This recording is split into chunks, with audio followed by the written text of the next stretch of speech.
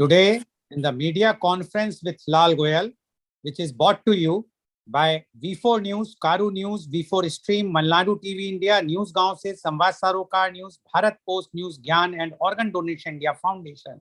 Our endeavor is to enlighten you with the current topic. And today's topic is not only current, but very, very important. And the topic is skills training versus higher education. But before I will go on the main topic, I would like to inform you that today India is observing National Anti-Terrorism Day. Anti-Terrorism Day is observed on May 21st in India with an aim to mitigate terrorism, promote national harmony and unity among people of all caste, creed, and sects. Historically speaking, this particular day, May 21st, holds paramount importance when it comes to terrorism. It was on this day in the year 1991 that former Indian Prime Minister Mr. Rajiv Gandhi was assassinated, a brutal act of terror that left the entire country shocked and aggrieved. Hence, May 21 was the choice to mark the Anti-Terrorism Day as a constant reminder to every generation about the heinous consequences of terrorist activities. Media conference with Lal Goel hopes that by observing this day, we will be spreading the message of peace, humanity, unity, and harmony among the people, and to make them aware of the anti-social acts of terrorism. Now, coming to our main topic, skills training versus higher education. Training is teaching or developing in oneself or others any skills and knowledge or fitness that relate to specific useful competencies.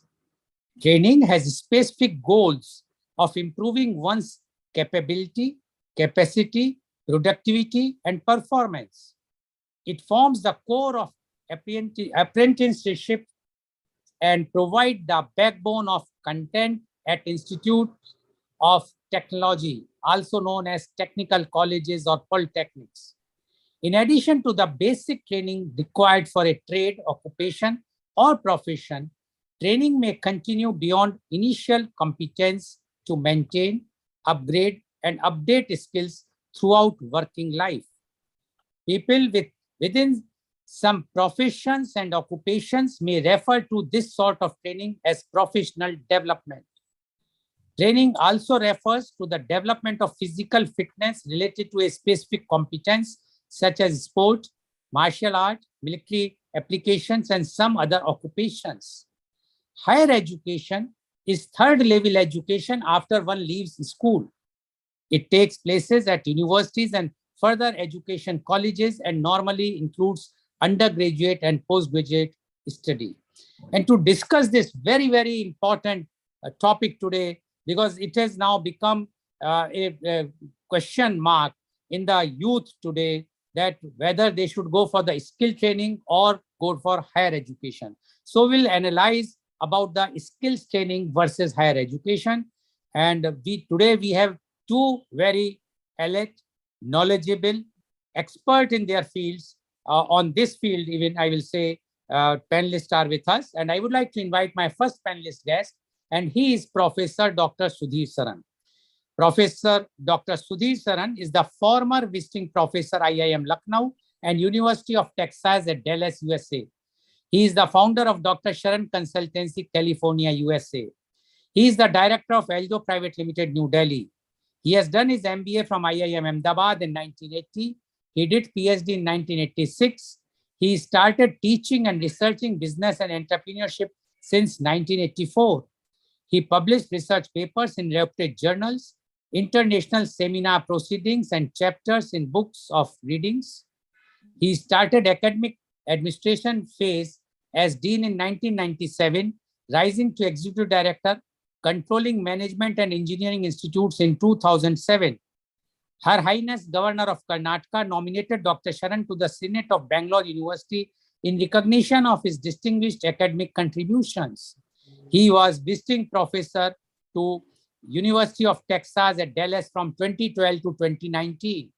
He also visited Washington State University and President University, Indonesia, on the invitation of the Dean Faculty of Business in 2018. He innovated and implemented a unique model to double the turnover with existing infrastructure in one accounting year. He is co-promoter of Institute of Family Business Management Society. He is honorary director of NCR, Delhi-based high-tech B2B digital startup. He is also co-founder of OWGI Foundation, which promotes social entrepreneurship ventures. Welcome, Professor Dr. Sudhir Saran on our show. Professor Dr. Sudhir Saran, today's topic is welcomed by many of the, I must say, those who are teaching as well as some few of the youth, because this topic is such which people are expecting to know more about what is the difference, which is better, or both are better, and what are the pros and cons about skills training or higher education. So we would like to know skills training versus higher education. Professor Dr. Sudhir Saran, please. Thank you, Mr. Goel, for the opportunity. I'm honored to be here with Dr. Lakshmi and you today, discussing something which is of gigantic significance in modern times. Skills training versus higher education is very challenging theme. Challenging because understanding it necessarily goes through lens of lack of understanding or misunderstanding. As Dr. Lakshmi will agree, both of these are so critical, it is natural to expect lack of depth in understanding. If something is this slippery, I'm very happy Media Conference with Lal Goel has picked up this theme and invited us to share our thoughts on this topic. Why it is vital is because man is a product of consciousness. All that we are starts with consciousness and ends with consciousness. Consciousness is home for knowledge. Consciousness is a starting point for skills. And consciousness, above all, imparts attitudes. So in education sector, we worship KSA, the three gods: knowledge God, a skill God, and attitude God. That defines each individual. So it is fascinating. We will, at the end of our session, have shed some light to clarify some of the less understood things and blast some of the myths and replace them with real understanding. With this brief preface, a skills training, if we want to understand, we have to go back to the origin. The origin of a skills training started when the guild system started in the Western world and Eastern Hemisphere almost simultaneously in pre-Vedic eras. What used to happen is each profession was a guild in itself: blacksmithy, carpentry, and so on and so forth. And each of them complemented the local ecosystem and economy. The guild system, what will happen is there'll be a master, there'll be an apprentice. Apprentice at times will be a family member, but not necessary it will be a family member. It can be someone who has keen interest, wants to join a trade, and will come there. A skills training originated there. From apprentice, slowly, gradually, with dedication, devotion, and practice, one reached levels of a master in own right, and the system replicated itself. Where was higher education in those days? Almost rare. There were some universities in those days. There were some colleges in those days, but it was more an exception. Rule was a skills training. Then cut to the modern times. And as you mentioned in the brief introduction, a third thing sandwiched between a skills training, which separates itself from higher education, and that third thing was vocational training. A country in the Western Hemisphere, say Netherlands, for example, has an entire education system, which after certain years of formal education in schools, you will be marked for the direction you can take in future years. And the two lanes there in Holland even today is either you go into vocational channel or you go into formal higher education channel. A student per se are directed by the system, individual decisions are very less role to play. In this context, where does India stand? We are the ones which believed after independence, thanks to Pandit Nehru's and similar educationists like Vikram Sarabhai and the founders of IITs and IIMs, we tried to balance skills, vocational, and higher education, and we did a fairly good job.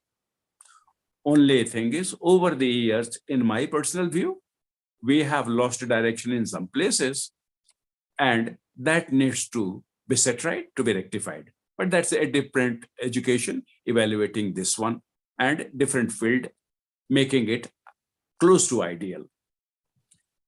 Now, the most important point which I want to mention, and Dr. Lakshmi will definitely add her context and perspective, is in our title, skills training and higher education have the connector verses. The verses has to be understood in its full meaning. At a shallow level, verses means conflict, opposition, opposites. But at a deeper level, that version VS is a choice, an option, this or that. In my view, today's theme is both combined into an optimal mix. It is both either or, as well as this and this. So to me, the verses is not either or alone. It is either or with and. Why am I saying that? Certain amount of education is the foundation for skills. There cannot be skills building without some amount of knowledge and some amount of attitude. The three go together, and if they're synthesized, only then they function to their best. That's one thing which I want our viewers to note. The other thing which I want to say is, let me tell the whole story of skills training and higher education in the form of a short hypothetical story. Suppose there are two dairy farmers, Ram and Mohan. Dairy farmer number one kills the male calf and injects the cow with oxytocin and milks maximum. Sells at the same market price because there is large competition. Price is determined by the market. That is the law in economics. Since his quantity is more, his costs are almost less, so he is making more profit. Farmer number two keeps the male calf, lets it feed on the mother, milks the remaining milk, and sells to the market. To add to the beauty of the situation, let's assume both these people are from the same farming village. They went to the same schools and degree college, but they have two different attitudes to dairy farming. Which farmer will we advocate? Which farmer will be praised? Which farmer will reward? Will be like, which animal are we feeding? Are we feeding a friendly animal, or are we feeding an anemic, dangerous animal? Skills training and higher education today have to settle that question. This is what I want to say in the opening field. Thank you very much.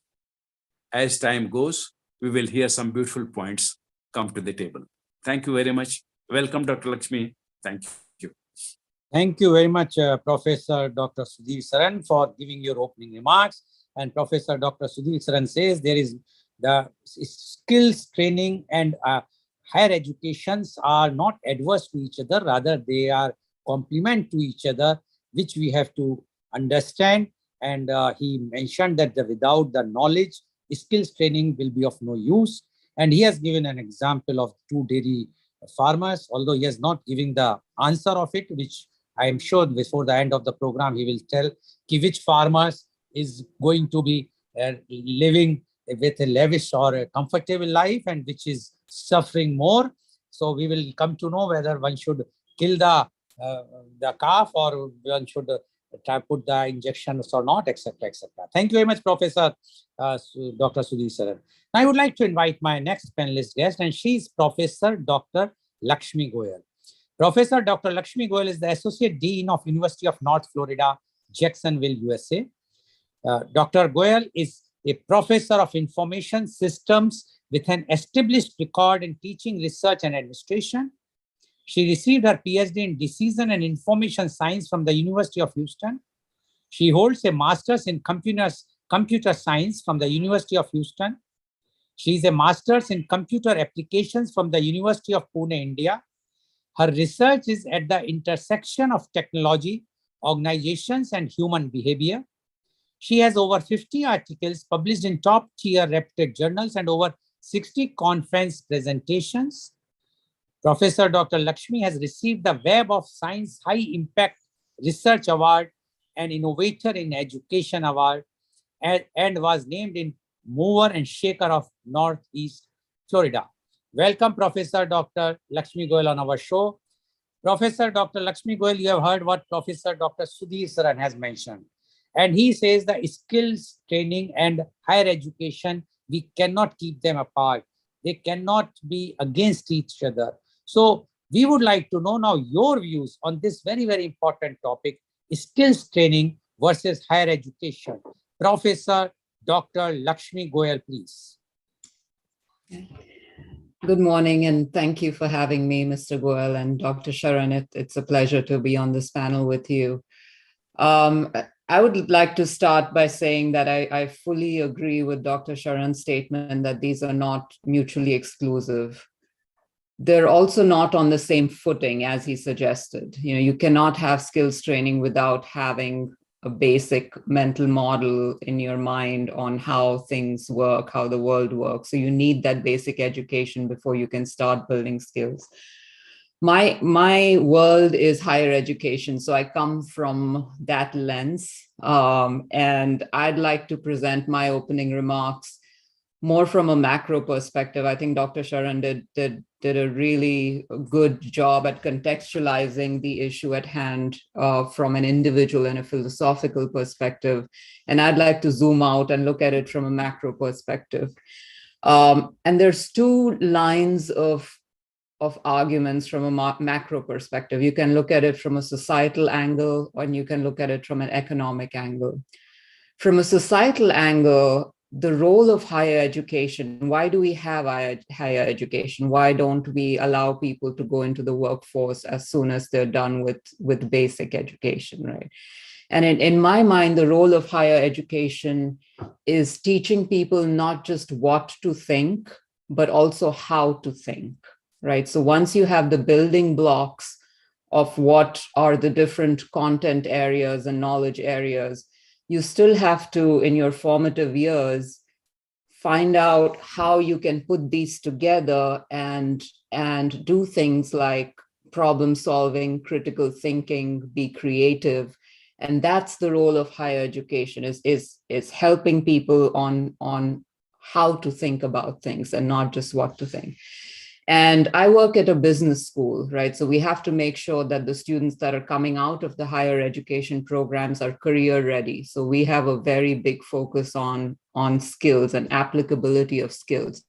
But when we talk to the employers, when we talk to companies that are hiring the students, they don't really care about which programming language a student needs, right? What they want is somebody who can communicate well, who will be a good team member, who will be a good team leader, who knows how to work with other people, who has some leadership skills. These, and we use the term soft skills, but I'm not a big fan of that term. So let's call them human skills. These human skills are becoming more and more important to employers as compared to the technical skills, right? And at the societal level, the role of higher education is really to produce global citizens that are able to think, make ethical decisions, and think about the wicked problems. So things like sustainability, things like ethics in decision making. These are not ideas that come easily. These also require training, right? These also require being exposed to how to think about it. And I think this is really the role of higher education. From an economic perspective, I'd also like to take a trip down history, like Dr. Sharan did. When the human societies came into existence, the pre-industrial age was primarily agrarian, right? So we started off as hunter-gatherers, we became agriculturalists, and the nature of jobs and nature of work there required a certain skill set. We used our hands a lot, we used our feet a lot, right? Then we went into the Industrial Revolution. The first Industrial Revolution was in the 18th century. The second one was around 1850, and that brought in the age of machines. And the nature of work and the nature of jobs required us to be able to create these machines, right? Operate these machines. And the focus was on products, right? So the human endeavor was about creating products and scaling it up to mass production. Then came the information age. So once we were able to bring computers to the hands of individual people and get into personal computing, which was in the 70s, then we moved into the information age and the automation era. And that got a big boost when the internet became commonly available. So we were interconnected, right? So we're still sort of in the tail end of that era. And that shifted the focus from products to services, right? So we're in a service economy now because the machines have largely taken over work. If you go into a car manufacturing plant now, you'll hardly see any people there. The machines do everything. I actually visited the Porsche factory in Germany, and there were maybe 3 people in the entire factory, right? There were machines doing absolutely everything. So we're in that service economy now. And I think we're at that time in human, in the economic system of human organization where we're ready for the next shift, right? So coming from a technology background and seeing what things like AI can do and machine learning can do, a lot of the stuff that we considered in the realm of human jobs is now going into machines. We don't even know what kind of jobs will exist 10 years from now. A lot of people fear that jobs will be lost. In reality, technology has created more jobs than it has taken away. But so we know that there will be work. We just don't know what that work will look like, right? The World Bank predicts that people in the early 21st centuries will not just have one career, but as many as 4 distinct careers, and not just 1 or 2 jobs, but as many as a dozen. And we don't even know what those jobs will be. So if we focus on skills-based training, we are taking a very short-term view of what work will exist and what work we will have. But instead, if we focus on education and how to think, we're taking a longer term view. I'll give a personal example and I'll end with that. But when I started my career in technology and computer science, the languages we were learning back then were COBOL, right? COBOL and Fortran. So that kind of puts a date on me. And of course, there's very few jobs in COBOL and Fortran today, but learning how to program and how to think logically gives me the skill set to be able to pick up a new language if I need to, right? So if I go back, and I very recently went to Coursera and was just curious about what are some of the new languages out there. And there was one by Apple called Swift that looked interesting. I was able to recognize the same patterns in how it works, right? So kind of shifting the focus from that, these are the vocational practical skills that are going to help you do this particular job in a repetitive way, and zooming out and thinking about, well, this may not be the exact job 1 year or 2 years or 5 years from now. So it's really about teaching you how to think so that you'll be able to transfer those skills to other contexts. I think that's where higher education plays a very important role. So with that, I'll end my opening remarks. Thank you, Professor Dr. Lakshmi Goel, for giving your opening remarks. And Professor Dr. Lakshmi Goel, although she agreed with what Professor Dr. Sudhir Saran says, but her emphasis is that without higher education, because higher education instill in you how to think, not what to think.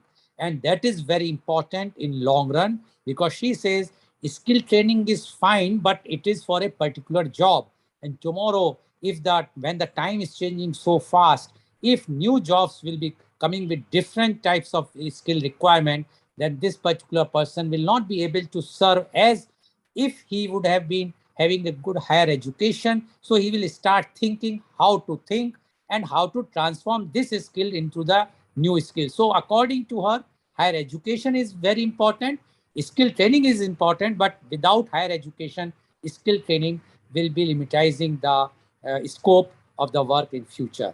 So thank you very much, Professor Dr. Lakshmi Goel, for giving your opening remark.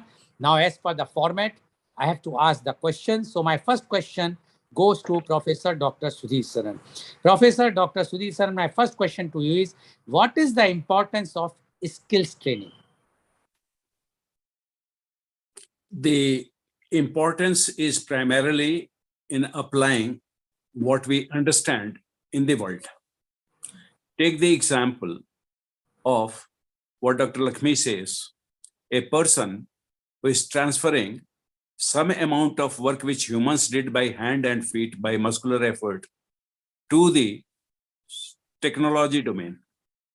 So earlier I used to sit down with a pen and paper and calculate, if this is the interest rate, what will be the internal rate of return? And that used to take a lot of calculation. Method was such. Today, if I have been trained into writing software, developing apps, then I just input the initial numbers, press some buttons on my mobile or the laptop, and I get the result. A lot of work is simplified. So a skill training is important to expanding the scope and range of the individual.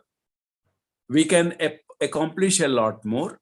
So in terms of economics language, a skills training expands my productivity.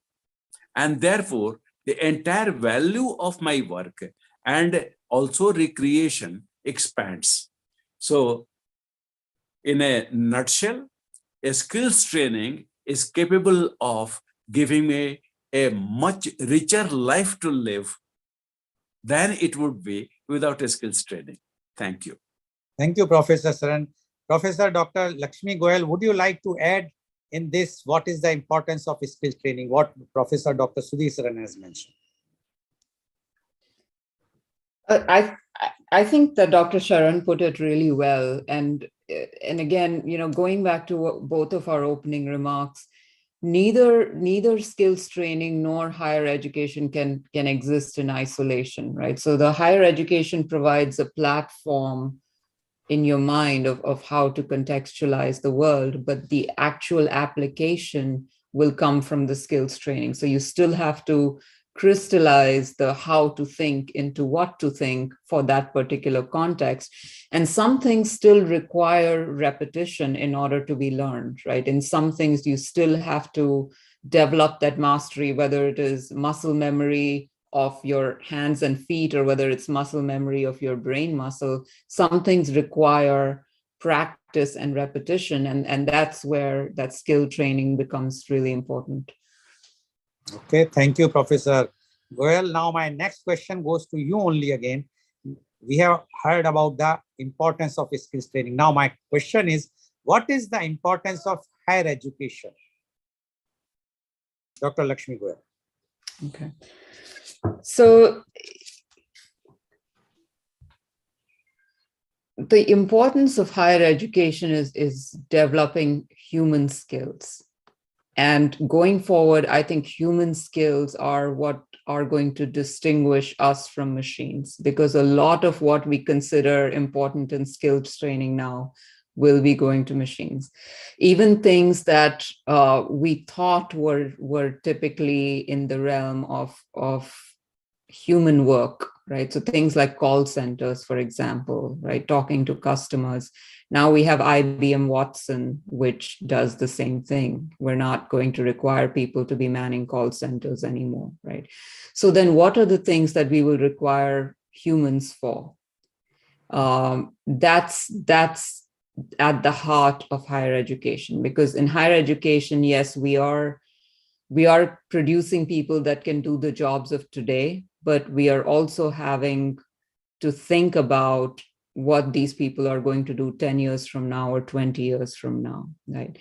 So what are these human skills? And I have, a list of 5 or 6, and these are based on not just hypothetical, but also what companies are realizing is important to them, right? So things like problem solving and critical thinking, right? So if something goes wrong with the existing, I don't know, software or system, are you able to zoom out and figure out, what's happening there, right? If there's a problem in your team, this is not something a machine can do easily, right?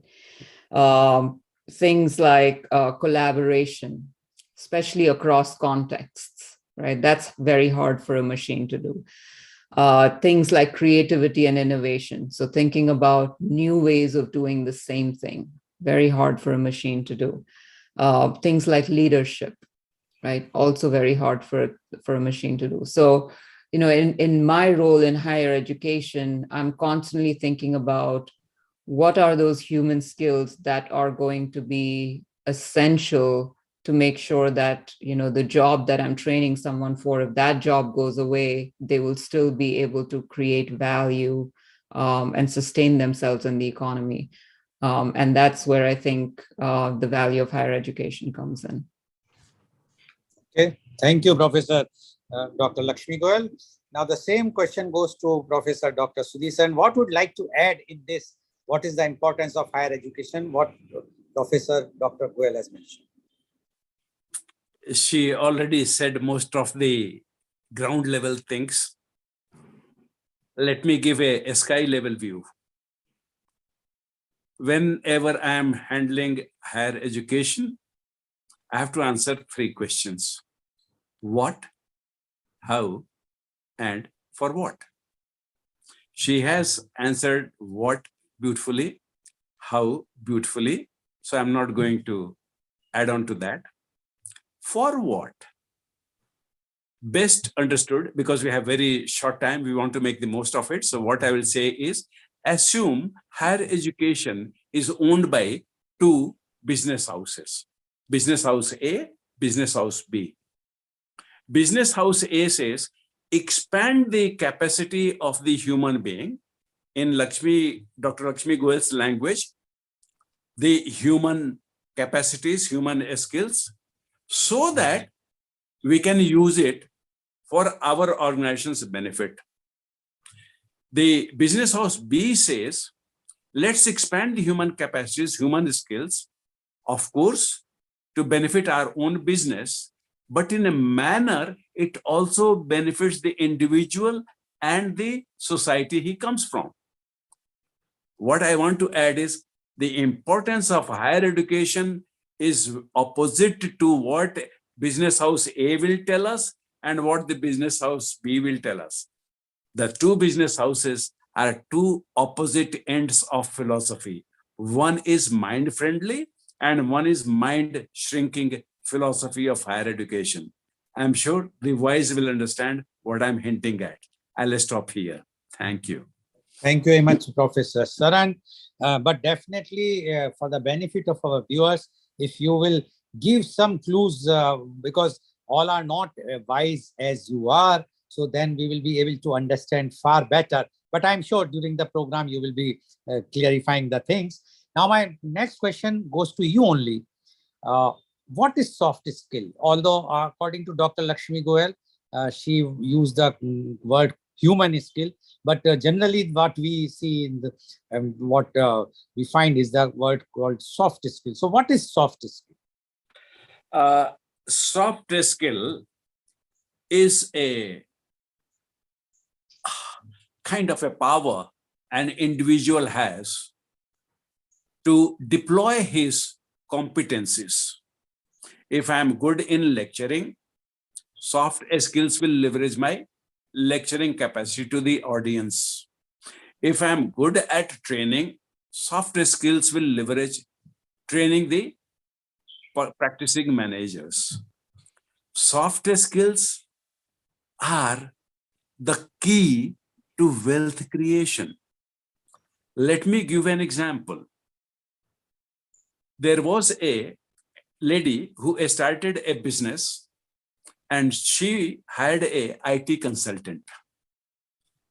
Their relationship was going on well.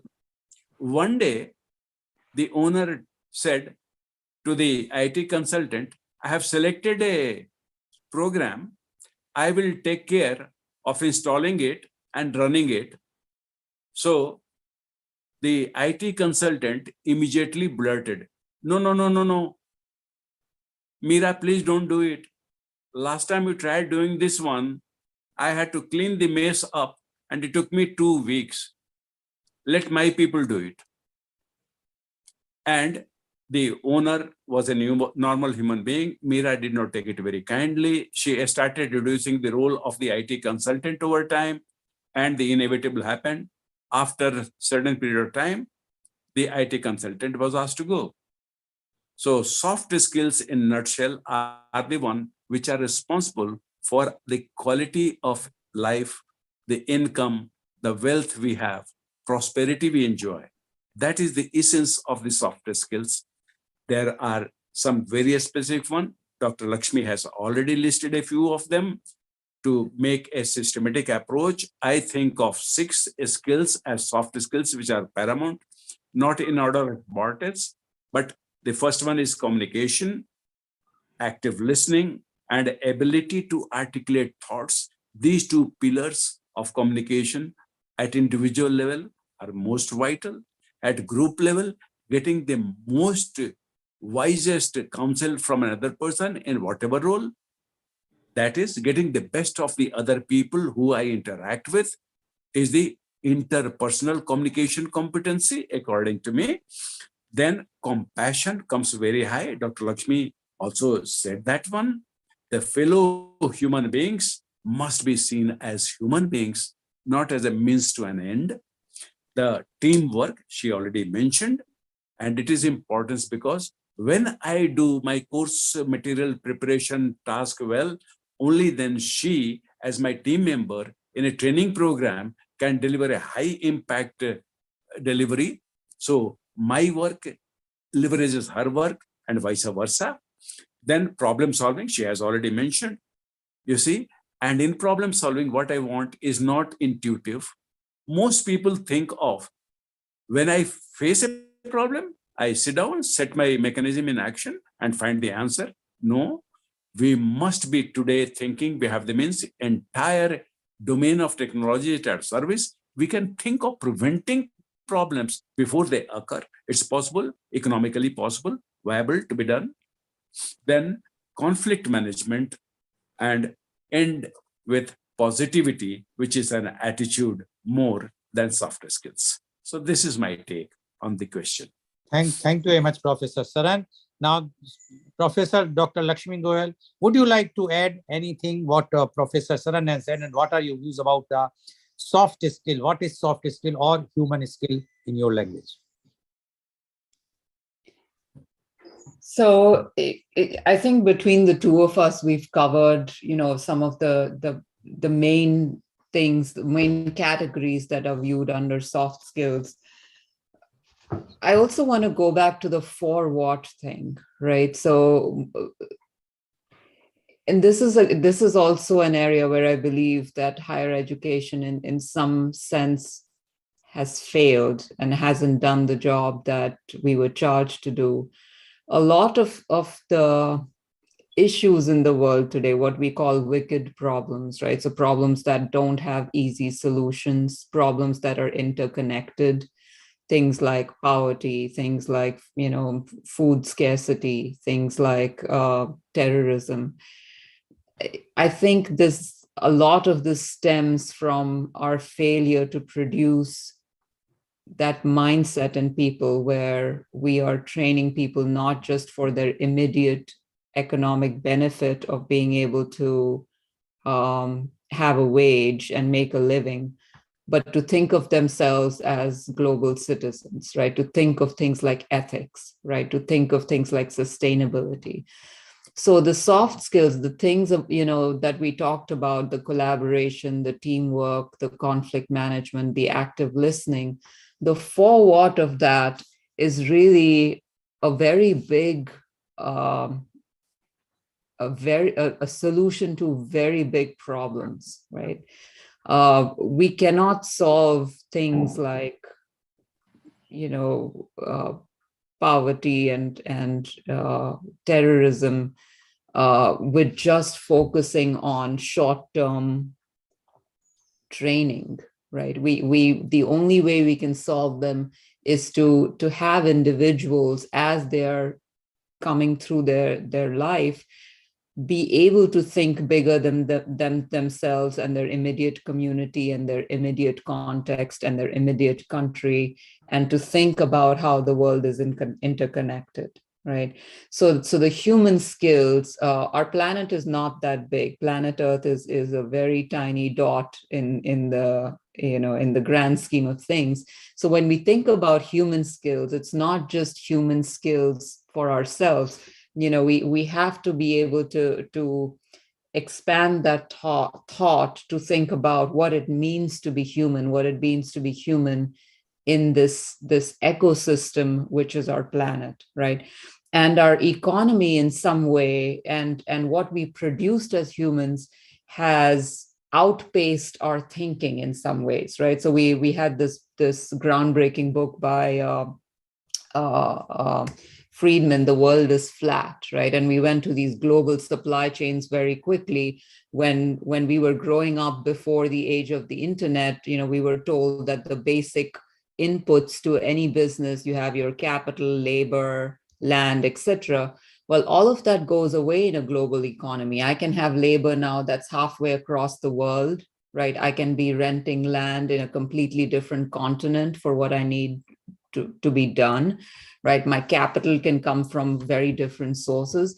So the world is interconnected economically. The world is flat, but our thinking has not kept up with that. Our thinking has still, to a very large degree, remained short-sighted, remained myopic, right? Remained kind of within our context. And part of the human skills, part of the soft skills, is expanding that thinking to allow that complexity in our minds, right? And we haven't done that very well, right? So, and I'm probably not articulating this well, but the idea behind all of those things that we've mentioned, the problem solving, the communication, the active listening, is to allow ourselves to think more complexly about things, so that the problems that we have created as humans, we also are able to think about possible solutions for those problems. And we've actually, I think, done a much poorer job on the human skills side of things than we have on the technical skills or the vocational skills side of things. Thank you, Professor Goel. Now, my next question goes to you again. What is hard skill? We have heard about soft skill often, but what about the hard skill? So the hard skills are, or the technical skills, right? So this is where you take these abstract mental models that you have and contextualize it to a very particular situation, right? So I'll give you an example from my field, right? Information systems. I have an idea of how a system works. I have an idea of what hardware software looks like. I have an idea of the basic coding that goes into a particular system, but then my technical skill will be able to allow me to see a line of code and to understand what that line of code does, right? But I cannot do that unless I've been actually exposed to that, right?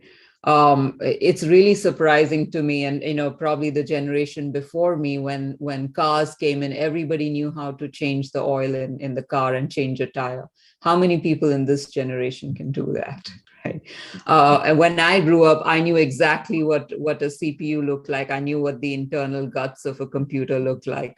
And now, even though people have all kinds of technology in their hands, they have an iPhone, they have a laptop, they have a computer, but I can bet you very few people have actually seen a hard drive or even knows what that looks like, right? So the technical skill, and they don't need to, that's fine, right? The nature of what they need as technical skills has changed, right? So that it's not a great thing to have that knowledge. It's useless now. You take a car, even the mechanics in the car shops probably don't know much of this, right? There's a computer that they hook up which tells them what needs to be done. But the technical skills, the point I'm making, they've changed even just in this current generation, right? And the rate of change is just going to keep on increasing.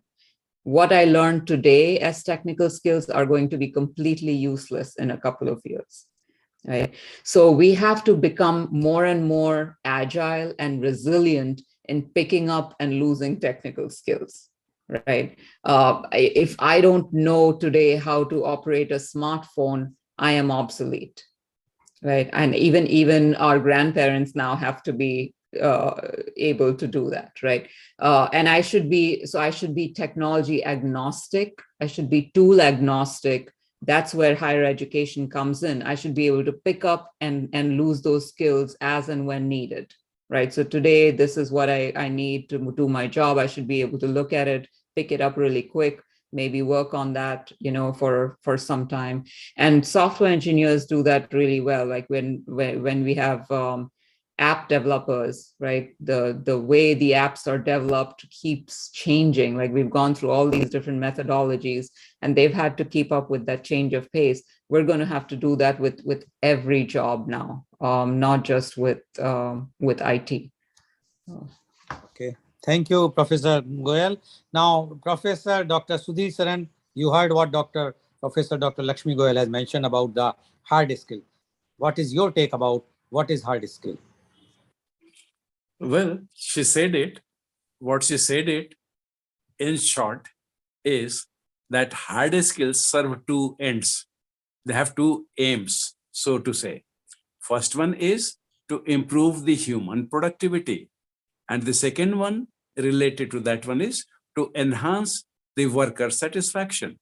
Hard skills do those two things.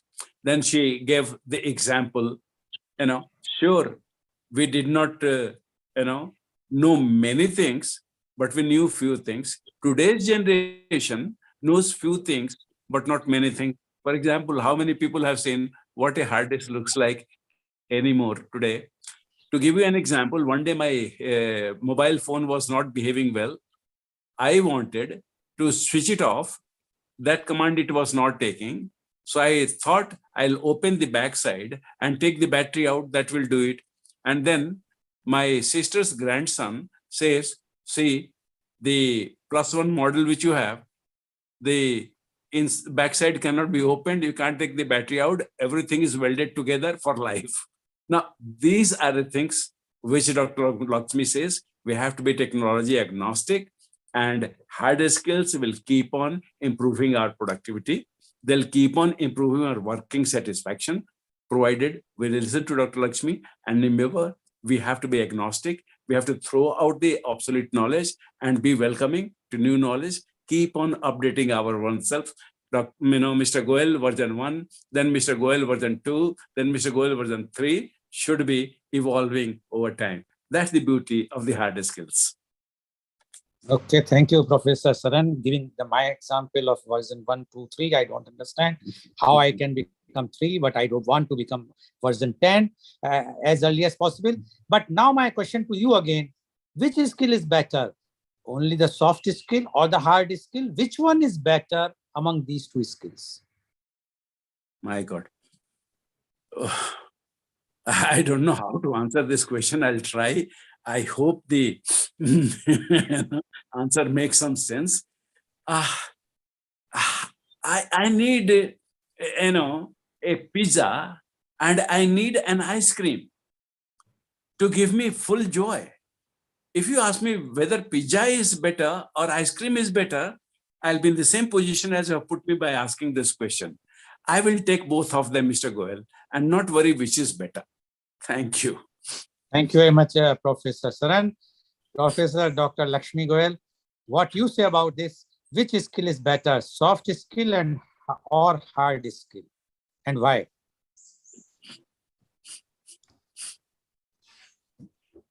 I'm glad I didn't have to go first on that one. So there is no better, right? The quality of your life and the quality of what you produce for your organization, for your society, for your community will be higher if you have both of these skills. Can you go through life with just one or the other? We have plenty of people that do that, right? But then they hit a ceiling very quickly, both professionally as well as personally, right? They might be able to have a trade which they practice every day, and that's all they do. They're not looking at continuous improvement. They're not looking at creativity. They're not looking at doing anything different. And that's going to limit the extent of how they can grow. At the same time, if all you have are soft skills, you might be able to get to a certain point. I mean, we certainly have some people in academia that haven't kept up with their hard skills for decades, right? And they rely on their soft skills. So there are some professions where you can get away with that, but there aren't that many of them, right? In my opening remarks, I talked about how the different economic systems historically, so we had the pre-industrial, we had the industrial, which was the product-based or the manufacturing economy.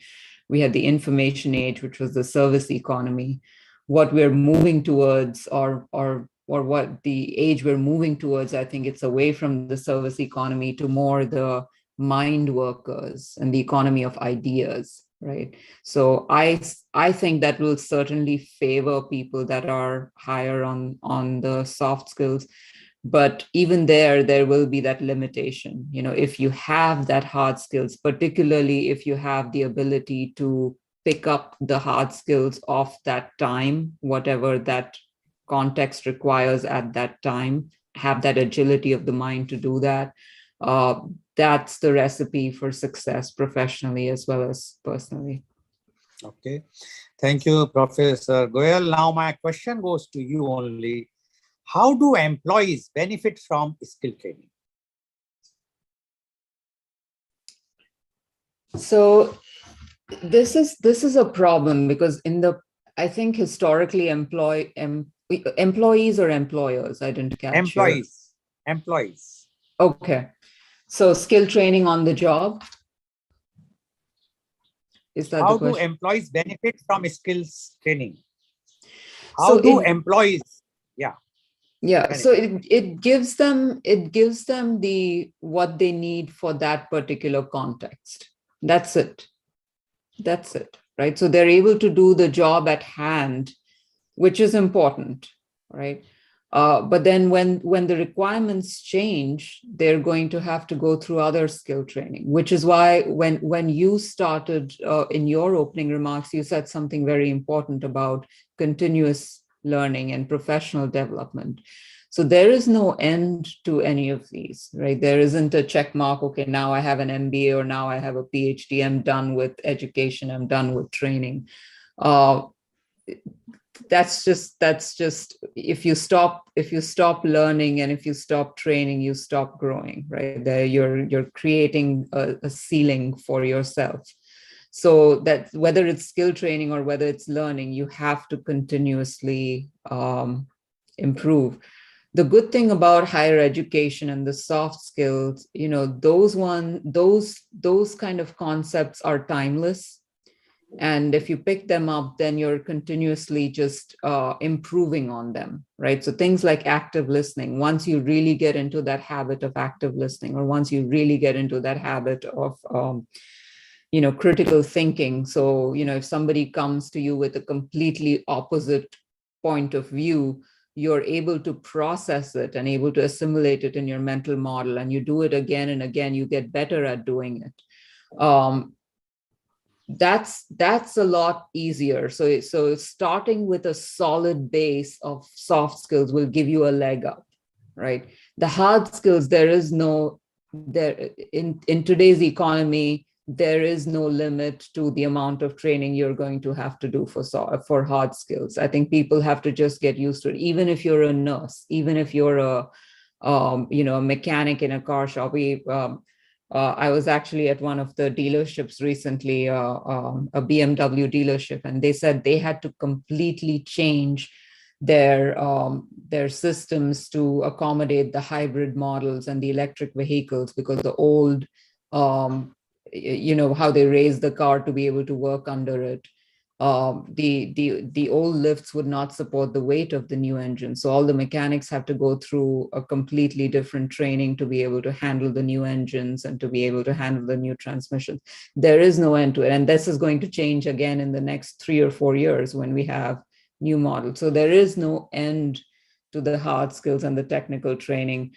And the companies are realizing how expensive that is, right? So if you want to retain a workforce that is productive, you have to invest in professional development. You have to invest in continuous skill training. The benefit to the employee is that they're able to keep up with what's needed at that time. Okay. Thank you, Professor Goel. Now my question goes to the Professor Dr. Sudhisaran. Would you like to add anything what Professor Dr. Goel mentioned? How do employees benefit from skill training? Very simple. When you provide the skills training, the employees are able to perform their task better. They are able to appreciate the connection of individual contribution to the team's contribution. They are able to see the connection why their own work is significant in the business model, which produces the revenue and profit for the organization. And if it is really highest end of the skills training, which people like me and Dr. Lakshmi always are emphasizing, should be the things companies should try to impart to their employees, they will be able to appreciate and enjoy the whole process of their respective businesses. They are empathetic to the problems which they are having and the causes which they are having. This is part of the critical thinking, analytical thinking, and this is all coming from the quality of skills training which different organizations conceive, conceptualize, and deliver through their valued employees. Sum of all this is a given business always remains competitive and is much better equipping itself for a blue ocean existence. All of this will become possible when the movers and shakers of a given company realize the answer to a question is, it is the most important thing for a business, for an organization. Okay, thank you, Professor Saran. Now my question goes to you only, Professor Dr. Sudhisaran. How do employees benefit from higher education? Uh, Very simple. If a sponge is produced for absorbing lot of water, it will absorb a lot of water. If a sponge is produced to absorb little bit of water, it will absorb little bit of water. A mind is like that, a sponge.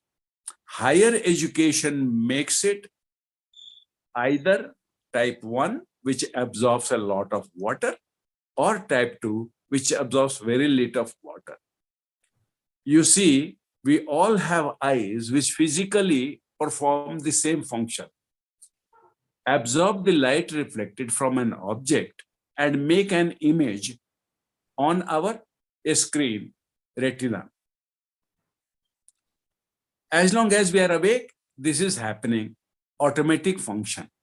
What is not automatic is what higher education does to us. I see a thing and infer something. For example, I see something and say, oh, it is a beautiful landscape. And the same scene is given to somebody, and somebody does not see the beauty of the landscape, says, oh, it is so hot out here. So the inference part is controlled by higher education. The perceptions will be the same, the inferences will change in technical language, in our educators' language, and that is the role of higher education. That's the importance of it. So put it to the employees and you have your complete answer. Thank you. Thank you, Professor Saran. Now, my same question goes to Professor Dr. Lakshmi Goel. How do employees benefit from higher education? So I'll go back to my original idea, the fact that higher education teaches us how to think, not just what to think, right? So if an employee has to keep up with changing technologies or changing, and when I say technology, it's not just information technologies, right? It can be a agricultural technology, it can be whatever, right? You have to have that ability to change, right? And Dr. Sharon is probably familiar with one of the oldest management models of change by Lewin, where to change something, you have to first unfreeze it, introduce the change, and then refreeze it, right? So if you have a cube of ice and you want to make it a round ball of ice, the only way you can do that is to first melt it down, put it into another mold in order to be able to refreeze it into a new shape, right? So it's the same thing. If you're not open to changing your mental model and relearning, you're not going to be able to pick up new stuff, right? And that's what higher education brings to you. So for an employee, and we actually are dealing with that. So where I'm situated, it's a big port city. We have a lot of people in the transportation logistics industry, people that were hired as truckers and shippers 20 or 30 years ago. Trucking is now changing to autonomous vehicles. Shipping is now changing to autonomous. So what they knew, what their job was for 20, 30 years is completely changing now, right? They're having to learn about data and analytics and stuff like that instead of having to drive a truck. And it's not just simply putting them in front of a computer and teaching them how to code. We have to unfreeze their mental model and introduce this idea of data-driven business and how that works and why that's important and what's going on there. So give them a bigger context in order to be able to refreeze them and to be able to create new types of skills so that they're able to still contribute in that economy.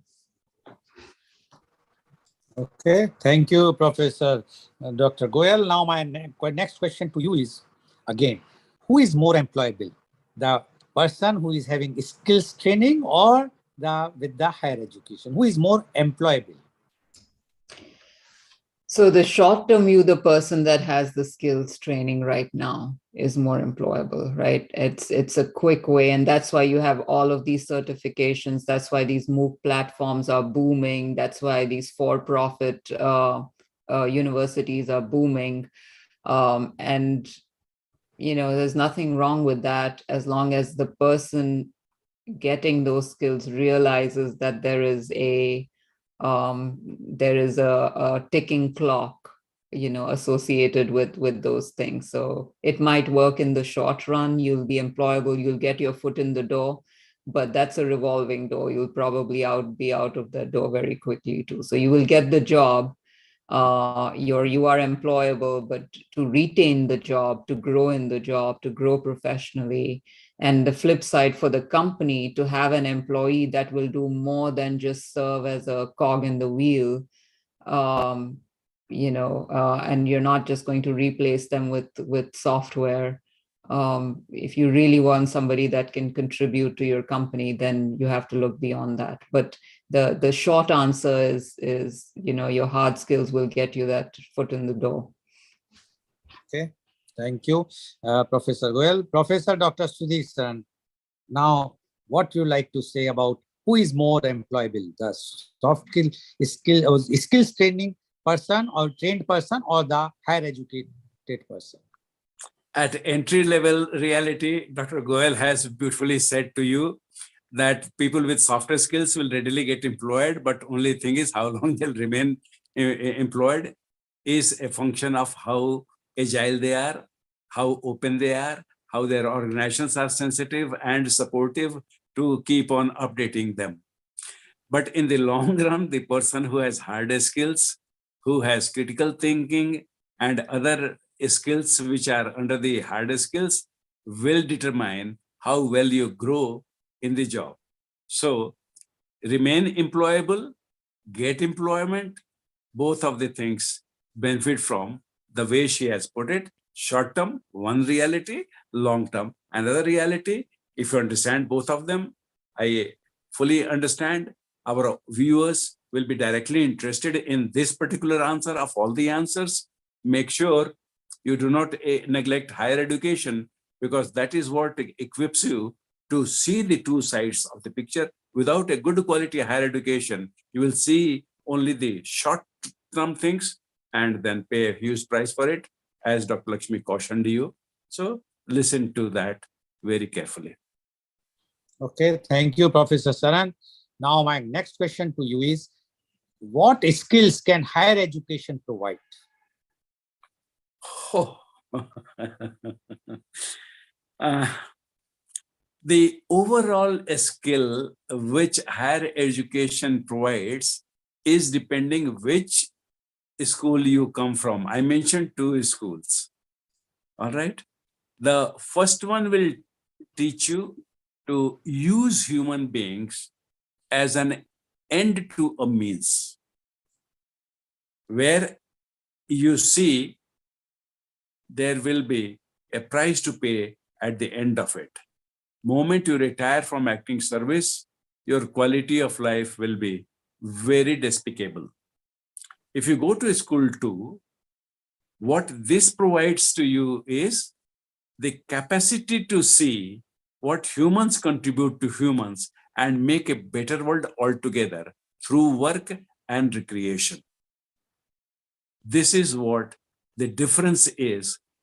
It's a higher education of one kind, which leads you to one end, and it's higher education of other kinds, which leads you to another end. And as Dr. Lakshmi is saying, in a place like where she is, where things are changing, some people will find it easy to embrace the change. They come from the second class of higher education institutions. Some people will resist it tooth and nail. They come from the first school of higher education. So you see, higher education is a generic term, but it has two opposite types in the same envelope. We have to pick up the right page from inside the envelope. Thank you. Thank you, Professor Saran, for giving the reply. Now my question goes to Dr. Lakshmi Goel. Again, the same. What skills can higher education provide? You have heard what Dr. Saran has mentioned, so you would like to add or give your own views. Professor Dr. Lakshmi Goel, please. So I'm going to answer this question with an example in a slightly different way. So in my previous role, I was the chair of the department, and we created a new graduate program in business analytics. And the idea of the program was to basically have students that had hard skills from computing, so things like data science, things like machine learning, but then also have the business skills and the domain knowledge so that the jobs that they would get would be as a business analyst, right? We had a lot of interest from companies because there's a huge labor shortage for analysts, and they wanted to give us money to support this program so that they could hire our students. The software market in analytics is very fragmented right now. So there's a Microsoft ecosystem, which has its own suite of analytics software. There's the Oracle ecosystem. There's, a bunch of others. So the company would come to us and say, we want to have the students going through this program to know all of these software that we use as a company, right? So as soon as the student would come out, they would guarantee them a job in that company, right? We as a higher education institution refused to do that. We said this is a disservice to our students because then we are only training them on one ecosystem for a job at your company or a company like yours. So what we do is during the program in the different courses, so there's 10 different courses, in each course, they get exposure to a different software, a different ecosystem. They learn Tableau, they learn Python, they learn R, they learn open source, proprietary, all of that, so that when they come out, they have a holistic view and they are able to program in many different languages, and they're employable in a breadth of industry. So they are not certified in one particular ecosystem, and the company that hires them may have to do a little bit of extra skill training to get them into that particular ecosystem. But we are confident that the student that's coming out is a lot more well-rounded and can adapt to any ecosystem better instead of us just training them for that one particular job, right? Now, we did that. It was a hard decision because we had to say no to the money that these companies were giving us, right?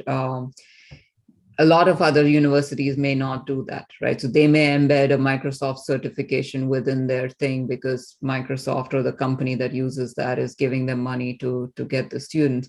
So this is an ethical and a philosophical stance that higher education institutions have to take, right? What skills do we want our students to? We definitely want them to be career ready. We definitely want them to be employable. But are we teaching them? And even at a more basic level, right? We all are familiar with standardized testing, right?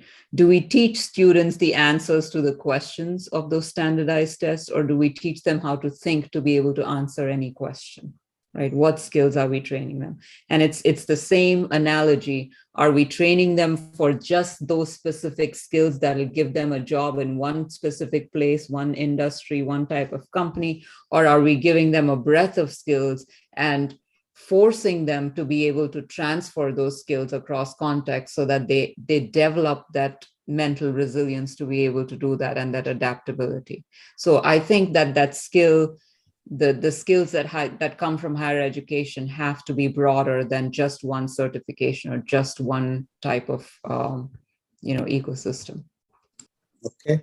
Thank you, Professor Dr. Lakshmi Goel. Now, my question goes to you is, if we wanted to list top 5 skills employers look for, which skills will be included and why?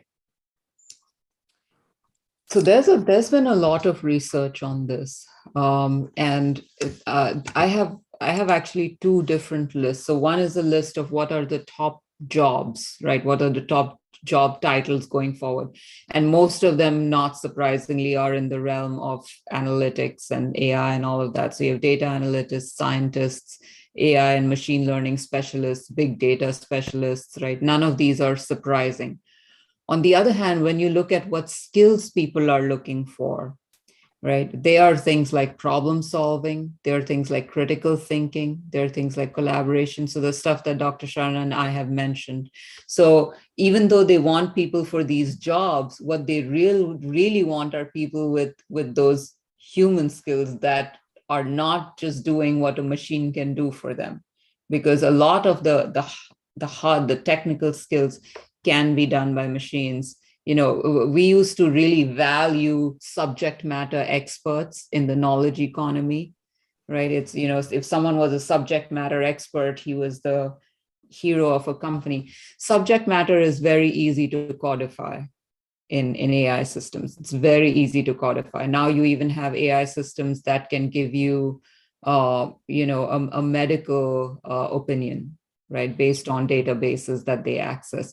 So it's not subject matter expertise that's important anymore. It's the ability to ideate, it's the ability to problem solve, it's the ability to critically think, it's the ability to collaborate, and employers are saying that those are the top skills that they're looking for. Okay, thank you, Professor Dr. Lakshmi Goel. Now my question goes to Dr. Sudhir Saran. Dr. Sudhir Saran, the same question. If we wanted to list top 5 skills employers look for, which skills will be included and why? Well, it's obvious. Only 2 points need to be mentioned more. What Dr. Lakshmi has already said. First of them is, remember, is it 2022, artificial intelligence, deep learning, machine learning, and related technologies, which are growing at breakneck pace today in 2022, will redefine the whole list of the software skills which employers are looking for. The 5 lists and their relative place in the list will change according to what Dr. Lakshmi already said. And I am saying that keeping in mind the pace at which these are changing, the list will be there. But fortunately, the list will remain the same. The top 5 skills which the employers are going to look for is not going to change. Their relative place will change. For example, leadership, that will be ever in demand. Why? Because human orientation, which she's saying, is most important to hold your job, to score above the machine, will come from your approach to leadership. Then in second place will be, what is my take on professionalism and combine it with top class work ethics. I cannot today anymore victimize another person by playing a zero-sum game or win-lose game with that individual. Because today human beings, leaders, managers are relying on a lot of machine intelligence, business intelligence, which are very objective systems. And human scope for coloring the input has been reduced to a lot, and it will keep on reducing. Third thing, the third skill which is going to change is critical thinking. Critical thinking in the past used to be in the region of senior management. Now the critical thinking has been pushed to the front level. They are the ones who have been given autonomy. Self-managing teams are very much a norm today, and they will continue to be gaining importance. Finally, the example which Dr. Lakshmi gave of the BMW and the role automation is playing along with critical thinking. So my final point is, in the list, the places of the most desired software skills by employers will be same, changing places, but they'll work together to get the value. And our viewers will be well advised to remember this one, to get full value of our conference today. This is what we are saying: East or West, high or low, modern or traditional. The soft skills the employers are look for are well defined, well structured, and well respected. There is no more ambiguity. There are no ifs and buts. The world is settled to a thing, and that is because of the economic pressures which are coming everywhere. May I add one more thing before we Yeah, move yes, to please. Okay. Yes. So, Dr. Sharan brought up a very important point about the changing relevance of some of these skills. And one of the things we haven't touched on is how the pandemic really changed the nature of work, right? And Actually, that was my next question, but now you have okay. taken Then up. So please go ahead. Please go ahead. okay. So, I mean, I'll just put it in the context of this question, and maybe we can talk about some other Yeah, stuff. yeah. But The in terms, question is both skill training and higher education moved online during pandemic. So what were the implications we've seen? But now you can mention about what you want to say. yeah. So what I was going to say was, because of the pandemic and because of moving to remote work at every level, you know, being able to be your own boss, if you will, having accountability and ownership, having self-management has become important even at the lower levels, right? Those used to be, like Dr. Stern said, some of these things were what we expected of leaders, but now we even expect them of frontline workers, being able to self-manage, hold oneself accountable and responsible, because just the option of micromanagement vanished during COVID, right? So that's definitely one of the things that I hear companies look for is, I want somebody that I don't have to keep an eye on. It's really hard to do that in a remote work from home environment. So now moving to your next question, was I the first one or Dr. Sharan the first one on that one? Now You can answer from together. your. They're Continue. married Okay. together. So there are two questions with two sides. Carry on. Yes. How Yes. pandemic has made life different? Yeah. So in terms of training, I mean, we really struggled with how to move to the online environment in terms of training. And there's some things you can do online well. And we're actually going to continue to do those things online even post-pandemic, right? So things that are more of an information transfer nature. So it's just transferring information. You don't have to get people in a room to be able to, share information with them. But things like problem solving, things like critical thinking, things like communication, you cannot teach these certainly not in an asynchronous mode, right? You need people in the room. So one of Harvard's patented methodologies of teaching is case studies, right? And there is no right or wrong answer when you do case study based training, right? It's about how you think about things. It's about different perspectives. Are you able to change your mind when somebody presents new facts or brings in a new opinion, right? It's a lot about discussion, and you're learning as much from your peers as you are learning from the teacher. And those kinds of things you just cannot do online. So for some things, we've brought things back face to face.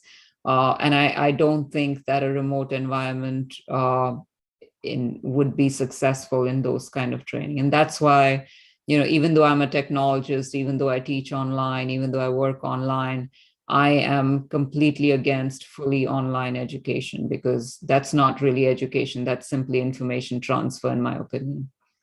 Okay, thank you, Professor Dr. Lakshmi Goel. Professor Dr. Sudhir Saran, your last take about the same. Uh, and the pandemic has changed the ground rules and made two things very clear. Human life is very precious. Do what we can to preserve it. And therefore, work life has been accordingly modified by this thought. The second thing is that Dr. Lakshmi says, it has told us the face-to-face interaction in the skills training is priceless. What Dr. Lakshmi is saying is, if there are two of us training a bunch of managers, if we are in the same room, the value of each hour of input transfer and absorption is far more precious in the pre-COVID mode, face-to-face, and post-COVID, it must be reinstalled. So these truths have been made very clear. Earlier, people used to think, what will happen if it went online? Today, they know the answer, where the limits are. So I agree with her. This is the beauty of it all. Thank you very much. Thank you very much, Professor Dr. Sudhir Saran. So, viewers, we have seen today two experts have given their views about the skills training versus higher education. And the inference is very clear that you cannot leave any of these two. You require education, higher education, and you also require skills training, whether it's a soft skills or hard skills, up to a limitation, with a limitation. But you require all these things if you want to be a successful employee or employer. So I'm sure today's program is quite enlightening, and especially for the youth, those who are planning to join a big corporate or those who want to start their own business, how to employ the people, what you are going to look, whether only skills or only the higher education. I think the influence is very clear. We require both of the combination of both higher education as well as skills training. Thank you very much. And today's program has been live telecasted by V4 News, Karu News, V4 Stream, Malnadu TV India, News Gaon se, Samvad Sarokar News, Bharat Post News, Gyan, as well as was shown live on Facebook and YouTube. And in our endeavor to bring to you every day new topic in our media conference with Lal Goel at 10:30 a.m. Tomorrow our topic is benefits of diagnostic centers. And our panelists are Mr. Jaideep Prakash, Director, Millennium Scans Private Limited, Patna; Dr. Santosh Kumar, Director, Ruban Memorial Hospital, Patna; as well as Dr. Nikita Pawar, Family Physician and Online Consultant, Mumbai. So please tune in tomorrow for media conference with Lal Goel at 10:30 a.m. Thank you very much, Professor Dr. Sudhir Saran, and thank you very much, Professor Dr. Lakshmi Goel, for giving such an enlightening your views. I'm sure today's program is very enlightening and really thought-provoking for all those who are having this question, why to go for higher education if we are getting a skill training? And those who are only thinking that no, higher education is fine, why we should learn the skills which have been trained here and there. So both is very, very eye-opener. Today's program is very eye-opener. I'm sure all the viewers have enjoyed and learned from today's program. Thank you very much. And thank you, our viewers, for watching.